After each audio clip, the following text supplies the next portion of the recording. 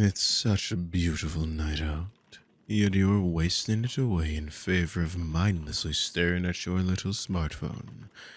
Frankly, it's disappointing.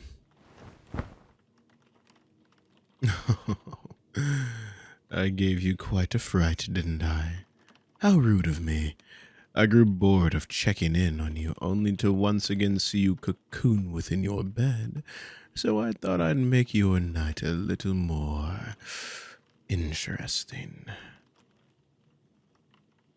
Yes, checking in on you, like your own personal guardian angel. Though, truly, it's nothing like that at all. You're a smart thing, so I'm sure you can clearly see that I am no angel.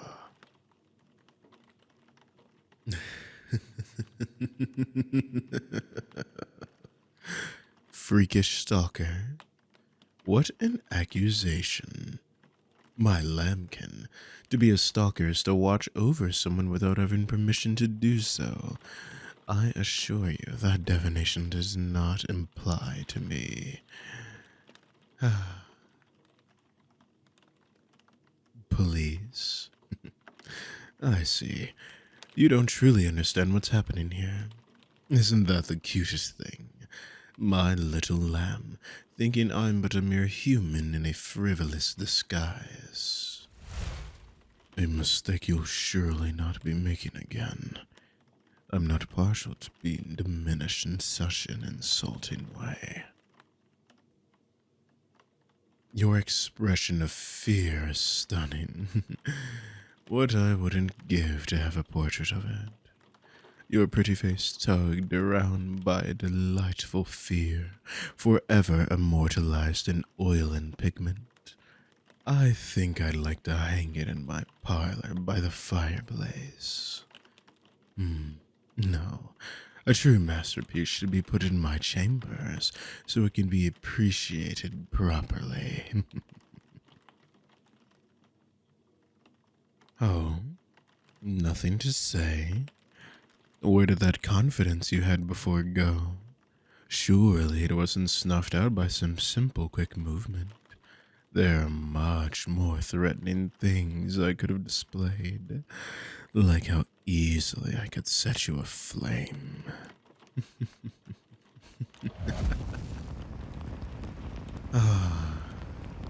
You are very fun to mess with.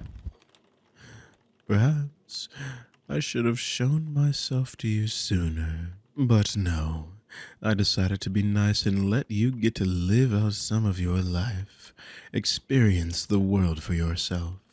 And you spent so much of that graciously given time rotting away in bed. Tell me, what have you eaten today? I asked you a question. Answer it. Ugh. That hardly qualifies as edible, let alone food. Honestly, you'd think humans took pleasure in poisoning themselves with all you eat nowadays. Here you are. Feast fit for a king. Eat. Does it matter where it's from? It's many of your favorites, as well as a couple of things you've always wanted to try, if I'm correct. Now eat. You wouldn't want to be rude.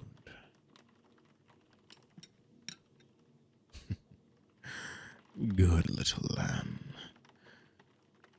I think you've already gathered what I am. Don't insult yourself by asking pointless questions.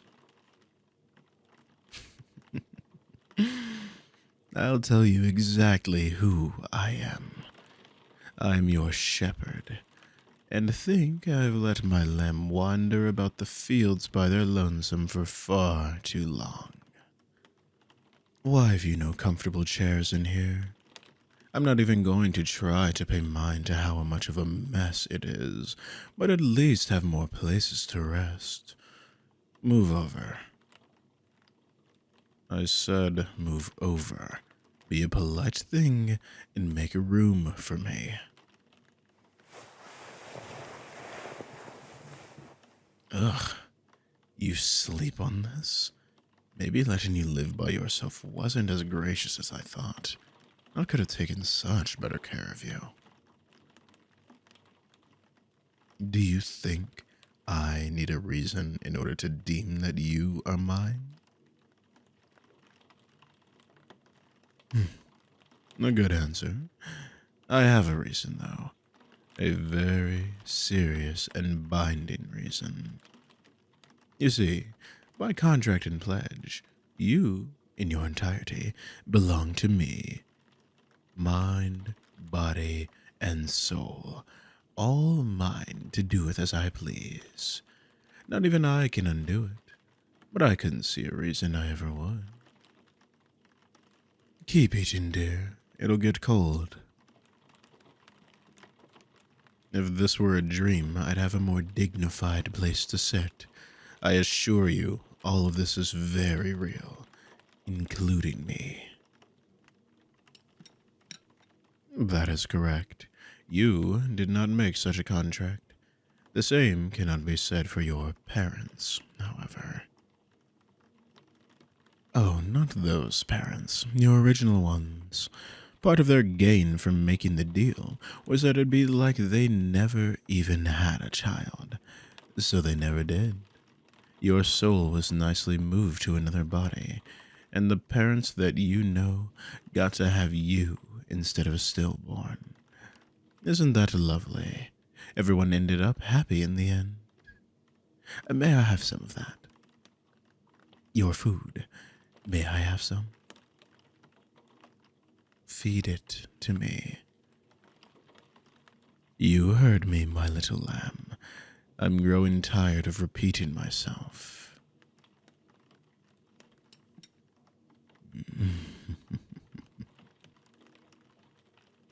Thank you.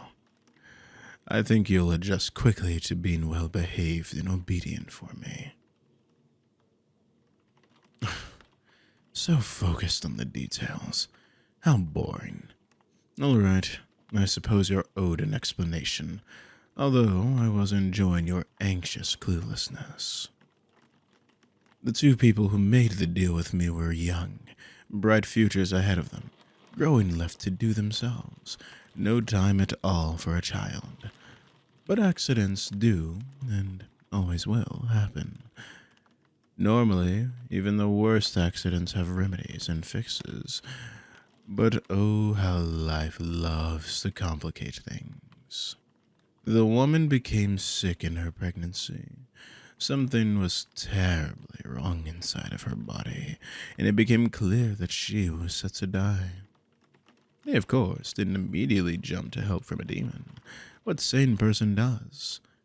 You see, my acolytes and underlings have a way to weed out the horribly desperate and bring them to my attention. I heavily deal in wants, desires, temptations, all the fun, naughty things that show the true length someone's willing to go. So, this case caught my interest. I expected them to offer up the usual, for me to get their souls when they inevitably die later in life. They did, in fact, offer that. However, they also offered me you. And thus the deal was made. I would receive their souls upon death, with the addition of your newborn soul up front. Almost like a down payment. They received the vast extension of the woman's life, as well as it being made so that the accident never happened in the first place. Why would I have not put you in a body? A newborn soul isn't worth much, but it was already mine and would continue to be even after being joined to a body and given full life.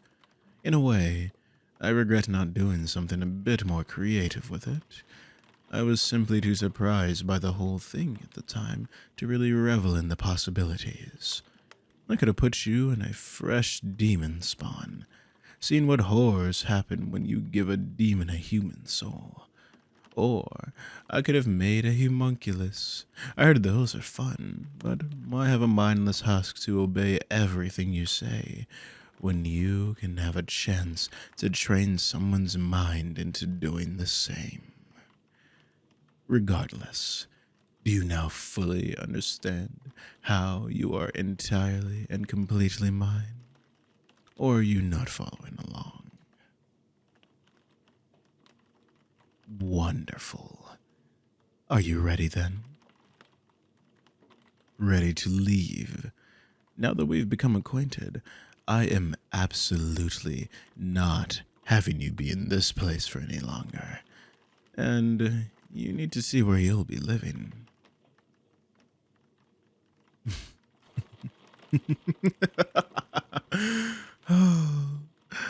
Whether you want it or not is meaningless. As I said before, I was being gracious in letting this much of your life be yours to have. Now it's mine, and my wants supersede yours in every way. Don't fret, though. I treat all of my belongings with the utmost care, and think you may be my new prized possession. Visiting friends and family can be discussed later. Are you ready, my lambkin? Very good. Then off we go to your new home and new life. I can hardly wait.